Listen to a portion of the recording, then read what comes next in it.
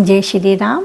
अभी तक हमने लंका कांड में 34 चौपाइयाँ कंप्लीट कर ली हैं, 34 चौपाइयाँ कंप्लीट हो गई हैं, जिसमें हमने पढ़ा था कि ये अंगद जी का पैर कोई भी नहीं हटा पा रहा है और उन्होंने बहुत मतलब ताकत लगा के पृथ्वी को ऐसे उस पे अपने पैरों को जमा रखा है, वो पृथ्वी से नहीं हटा पा रहे, कोई भी नहीं हटा पा रहा उनका पैर। आगे बढ़ते हैं। मंगल भवन मंगल हारी द्रवहु सौ दशरथ अजर बिहारी दीन दयाल बैरद साम भारी हरो नाथ माम संकट भारी कपिबाल देखी सकल हिये हारे उठा आपू कपि के पर चारे गहत चारण कह बाली कुमारा मद पद गहे मम पद गहे ना तोर उबारा। अंगद का बल देखकर सब हृदय में हार गए। तब अंगद के ललकारने पर रावण स्वयं उठा। जब वह अंगद का चरण पकड़ने लगा तब बाली कुमार अंगद ने कहा, मेरा चरण पकड़ने से तेरा बचाव नहीं होगा। गहसीना राम चरण साठ जाई सुनत फेरा माना अति सकुचाई भयउ तेज हाथ श्री सब गई मध्य देवस जिमि शशि सोहाई। अरे मूर्ख, तू जाकर श्री राम जी के चरण क्यों नहीं पकड़ता? अंगद जी ने कहा। यह सुनकर वह मन में बहुत ही सकुचा कर लौट आया, मतलब हट गया। वो झुका था तो उन्होंने अपना टीवी में भी सीरियल में भी दिखाया है कि किस तरीके से अंगद के पैर हटाने के लिए रावण झुकते, तो वो किस तरीके से अपना पैर ज़मीन से हटा लेते हैं और उसे ही कहते हैं कि तू मेरा पैर क्यों छू रहा है, तू प्रभु श्री राम के जी के चरण छू। उसकी सारी श्री जाती रही। वह ऐसा तेजहीन हो गया जैसे मध्याह्न में चंद्रमा दिखाई देता है, मतलब जब आधी रात हो जाती है और सूरज निकलने वाला होता है, तो जब उसका चंद्रमा का जो लालिमा होती है, जो कांति होती है, वो कम हो जाती है, उसी तरीके से वो श्रीहीन हो गया। सिंहासन बैठऊँ शरनाई मानहु संपत्ति सकल गवाई जगताम प्राणपति रामा तासु विमुख किमि लह विश्रामा। वह सिर नीचा करके सिंहासन पर जा बैठा, मानो सारी संपत्ति गंवा कर बैठा हो। श्री रामचंद्र जी जगत भर के आत्मा और प्राणों के स्वामी हैं, उनसे विमुख रहने वाला शांति कैसे पा सकता है। उमा राम की भ्रकुटी विलासा होई विश्व पुनि पावई नासाम तृणते कुलिस तृण करई तासु दूत पन कहो किमि टरई। शिव जी कहते हैं, हे उमा, जिन श्री राम जी के भ्रू विलास भौं के इशारे से, मतलब भौएं अगर वो ऐसे कर दें, भौं के इशारे से विश्व उत्पन्न होता है और फिर नाश को प्राप्त होता है। जो तृण को ब्रज और ब्रज को तृण कर देते हैं, तृण मतलब तिनका, जो तृण को, जो तिनके को भी ब्रज की तरह एक हथियार बना देते हैं और ब्रज को तिनके के समान कर देते हैं। अत्यंत निर्मल को महान, प्रबल को महान और प्रबल को अत्यंत निर्मल कर देते हैं। जो निर्मल को महान, प्रबल को महान और प्रबल को अत्यंत निर्मल कर देते हैं, उनके दूत का प्रण कहो कैसे टल सकता है।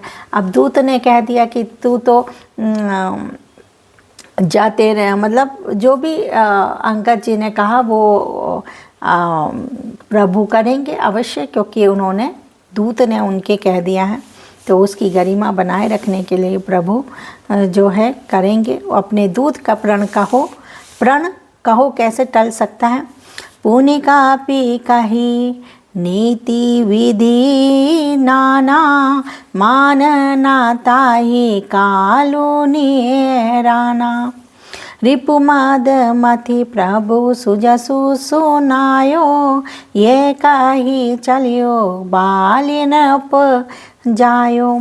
फिर अंगद ने अनेकों प्रकार से नीति कही, पर रावण ने नहीं माना, क्योंकि उसका काल निकट आ गया था। शत्रु के गर्व को चूर करके अंगद ने उसको प्रभु श्री राम जी का सुयश सुनाया, और फिर वह राजा बाली का पुत्र यह कहकर चल दिया। हतो ना खेत खेलाई खेलाई, तो ही बही का करो बड़ाई। प्रथमा ही तासु ताने कापी मारा, सो सुनी रावण भयउ दुखारा। रणभूमि में तुझे खिला कर न मारूं, तब तक अभी पहले से क्या बड़ाई करूं। अंगद ने पहले ही सभा में आने से पूर्व ही उसके पुत्र को मार डाला था। ये वह संवाद सुनकर रावण दुखी हो गया। जातु धान अंगद पान देखी, भय व्याकुल सब भय विशेषी। अंगद का प्रण सफल देखकर सब राक्षस भय से अत्यंत ही व्याकुल हो गए।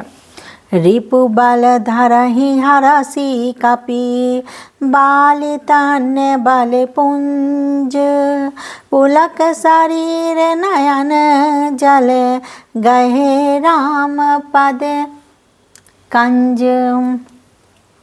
शत्रु के बल का मर्दन कर बल की राशि बालीपुत्र अंगद जी ने हर्षित होकर आकर श्री रामचंद्र जी के चरण कमल पकड़ लिए। उनका शरीर पुलकित है और नेत्रों में आनंद आंसुओं का जल भरा है, मतलब वो खुशी के आंसू हैं उनके आँखों में। साझ जानी दस कंधर, भवन गायऊ खिल बिल खाई। मंदोदरी रावण ही बाहुरे कहा समुझाई। संध्या हो गई जानकर दस ग्रीव बिखलता हुआ उदास होकर महल में गया। मंदोदरी ने रावण को समझाकर फिर कहा, बेचारी पत्नी जो है, ऐसा अगर पति हो तो बेचारी वो समझाती ही रहती है, पर भी वो नहीं समझता। मंगल भवन अमंगल हारी, द्रवहु सो दशरथ अजर बिहारी। दीन दयाल बैरद संभारी, हरो नाथ मम संकट भारी। कंत सामुझि मन तजहु कुमति, कंत सामुझे मन तजहु कुमति। सोहना समर तुम्हि रघुपतहि, रमानुज लघु रेख खचाई। सो नहीं नाखे हूँ असी मनुसाई। हे कांत, मन में समझ कर विचार कर कुबुद्धि को छोड़ दो। आपसे और श्री रघुनाथ जी से युद्ध शोभा नहीं देता। उनके छोटे भाई ने एक जरा सी रेखा खींच दी थी, उसे भी आप नहीं लांघ सके। ऐसा तो आपका पुरुषत्व है। पिए तुम ताहि जितब संग्रामा, जाके दूत केर ये है कामा। कौतुक सिंधु नागिताब लंका, आयाऊ कपि के हरिया शंका। हे प्रियतम, आप उन्हें संग्राम में जीत पाएंगे जिसके दूत का ऐसा काम है खेल से ही समुद्र लांघ कर वह बानरों में सिंह हनुमान आपकी लंका में निर्भय चलाया। रखबारे हाथे विपिन उजाला, देखत तो ही अच्छ ताही मारा। जारी सकल पूर कीन्ह सी छारा, कहा रहा बल गर्भ तुम्हारा। रखवारों को मारकर उसने अशोक वन उजाड़ डाला। आपके देखते देखते उसने अक्षय कुमार को मार डाला और संपूर्ण नगर को जलाकर राख कर दिया। उस समय आपके बल का गर्व कहाँ चला गया था। अब पति मृषा गाल जानी माराऊं, मोर कहा कछु हृदय विचारहूँ। रघुपति रघुपति ही नृपति जनी मानऊं, अग जगन्नाथ अतुल बल जानऊं।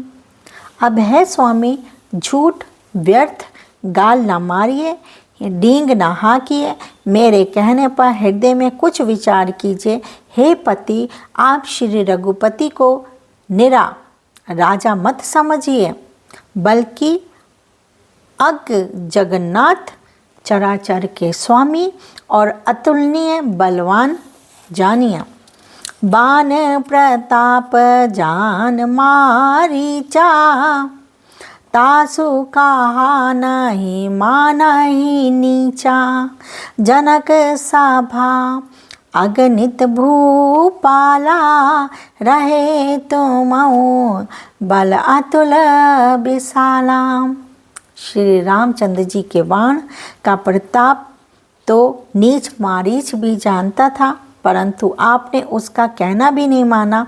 जनक की सभा में अगणित राजागण थे, वहाँ विशाल और अतुलनीय बलवान बल वाले आप भी थे।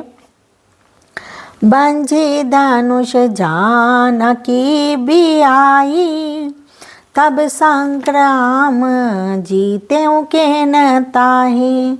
सुरपति सुत जानई बाल थोरा, राखा जियत आँखी गाही फोरा। वहाँ शिवजी का धनुष तोड़कर श्री राम जी ने जानकी को बिहाया, तब आपने उसको संग्राम में क्यों नहीं जीता। इंद्रपुत्र जयंत उनके बल को कुछ कुछ जानता है।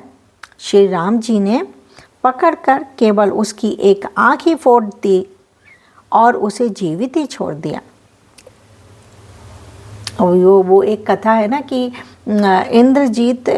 इंद्र के जो पुत्र थे जयंत, उन्होंने कुदृष्टि डाली थी और सीता जी पे, तो वो कौवे की तरह कौवे का वेश धर के आया था। माया भी था वो भी। पहले के पुरुष जो है इतने सारे लोग इतने विशिष्ट होते थे, इतने कि अपना रूप ही बदल लिया उसने। तो एक कौवे का रूप बदल के आया और माता के उसने पैर पे चोंच मारी, तो माता तो समझ गई थी।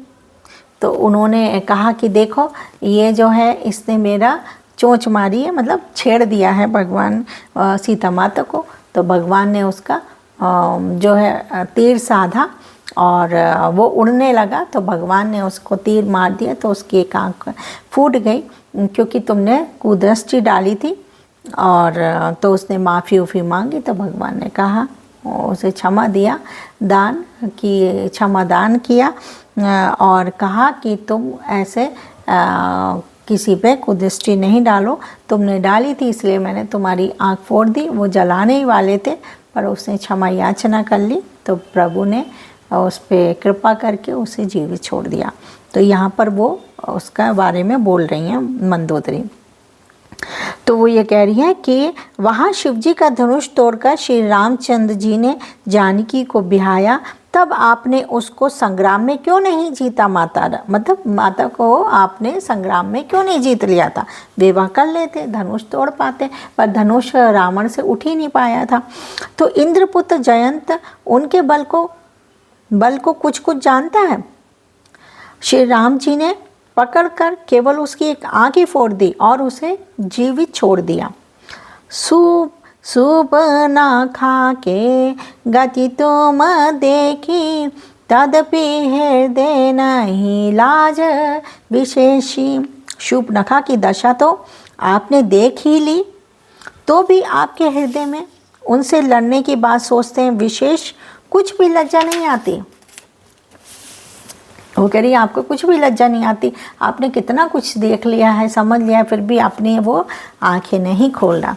बदी बिराद खल दोष नहीं, लीला हाथियों का बंध, बाली एक सर मारियो, तही जानऊ 10 कंध। जिन्होंने विराद और खरदूषण को मारकर लीला से ही कवंथ को भी मार डाला, और जिन्होंने बाली को एक ही बाण से मार दिया, हे दशकंध आप उन्हें समझिए, उनके महत्व को समझिए। मंगल भवन अमंगल हारी, रवहु सो दशरथ अजर बिहारी, दीन दयाल बेरद संभारी, हरौ नाथ मम संकट भारी। तो आज हमने 2 चौपाइयाँ कंप्लीट कर रही हैं, 35 और 36। फिर कल मिलते हैं, तब तक जय श्री राम।